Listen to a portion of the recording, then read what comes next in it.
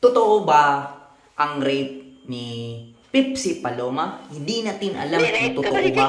Kasi nga, sabi ni Tito Soto, hindi daw totoo, fake news daw. Pero hindi natin alam kung ano yung totoo.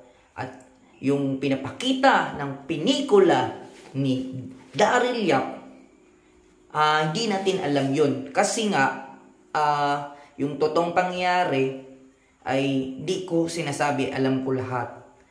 Pero base sa mga information na mga nabasa ko, ay binabalik-balikan nila yung pangyayari ni Pipsy Paloma na hindi natin alam kung ano bang totoo na nangyari.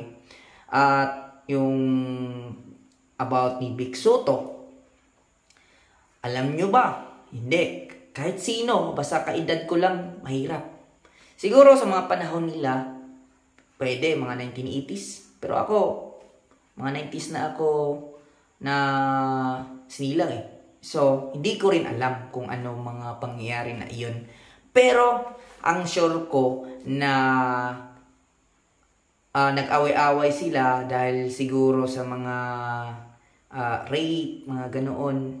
Pero, kahit ano pa man, ay wala ding saysay. Kasi nga, kung susumahin, mas mabuti pang marinig at gumawa ng reaction vlog tulad nito. So, wala naman akong magagawa kung ganun talaga ang buhay. So, manood na lang tayo.